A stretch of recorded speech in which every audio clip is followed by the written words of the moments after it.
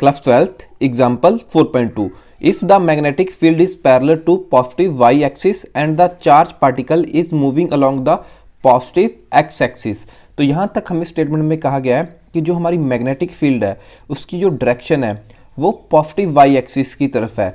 According to diagram Y axis हमारी इस plane में इनवर्ड है, लाइक दिस डाउनवर्ड हमारे पास अब मैग्नेटिक फील्ड पड़ रही है। एंड नेक्स्ट थिंग हमें क्या कहा गया है कि अब हमारे पास चार्ज पार्टिकल है जो कि मूव अलोंग कर रहा है पॉजिटिव एक्स एक्सिस में। तो मान लीजिए कोई भी चार्ज पार्टिकल है वो मूव किस डायरेक्शन में करेगा, पॉजिटिव एक्स एक्सिस में, इन फिगर 4.4। तो नेक्स्ट देखते हैं, which way would the Lorentz force be for.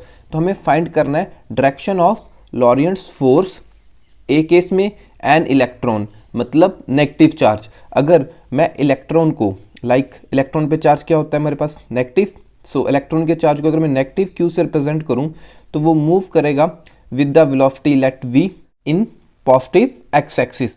तो ए केस में मुझे बताना है direction of Lorentz's force on a electron. So सबसे पहले ए केस सॉल्व करते हैं।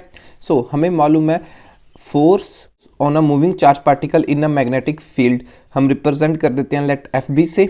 तो force is a vector quantity is equal to Q into V vector cross B vector.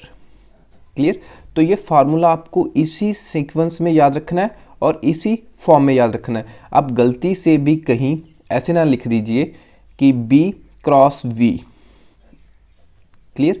तो इन अ वेक्टर फॉर्म ये हमारा फार्मूला रॉन्ग हो जाएगा। सो ध्यान रखिए इन वेक्टर फॉर्म हमें इसी फॉर्म में ही लिखना है। Now in case of electron हमें मालूम है क्यू की वैल्यू क्या होगी इलेक्ट्रॉन में, हमने माना है नेगेटिव क्यू। तो वेलोसिटी हमारे पास v है, पॉजिटिव एक्स एक्सिस में मूव कर रही है, और मैग्नेटिक फील्ड हमारी क्या है, inward the plane of paper. तो हमें डायरेक्शन फाइंड करने के लिए यहाँ पे यूज़ करेंगे राइट हैंड थंब रूल। अब हमें इसे सॉल्व कैसे करना है, तो हम अपना right hand v cross b की डायरेक्शन में रखेंगे लाइक दिस। अब मेरी वेलोसिटी पॉजिटिव एक्सिस में इस तरफ है और माई मैग्नेटिक फील्ड इस तरफ है। Clear. v cross b in a Y direction.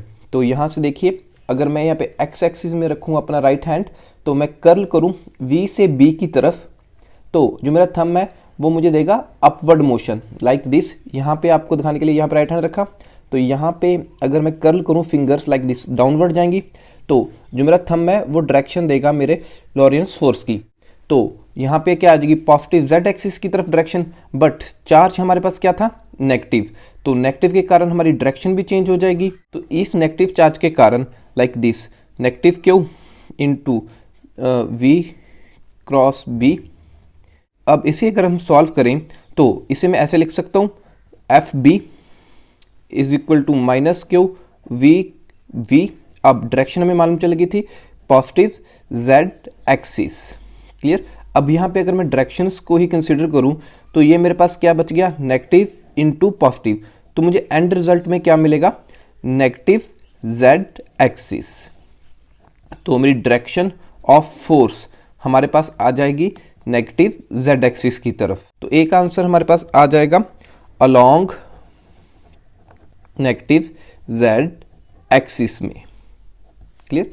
Like this negative Z axis में अब हमारे पास लॉरियंट्स फोर्स लगेगी। तो बी केस में अब हमारे पास क्या है, चार्ज अब प्रोटॉन मतलब पॉजिटिव चार्ज। अब इन केस ऑफ बी अब मेरे पास जो चार्ज की वैल्यू है वो पॉजिटिव ही रहने वाली है और let v velocity in positive x axis.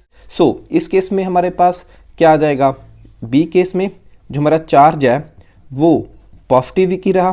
तो वी क्रॉस बी हमने same right hand thumb rule, v की डायरेक्शन में हम राइट हैंड रखेंगे, कर्ल करेंगे हम v क्रॉस b मतलब लाइक दिस डायरेक्शन। तो ये मेरे पास क्या आ जाएगा, अपवर्ड डायरेक्शन। तो सिंपली हम यहाँ पे लिख सकते हैं कि पॉजिटिव z एक्सिस की तरफ हमारा फोर्स लगेगी। सो b का answer along positive z axis. Thank you for watching the video.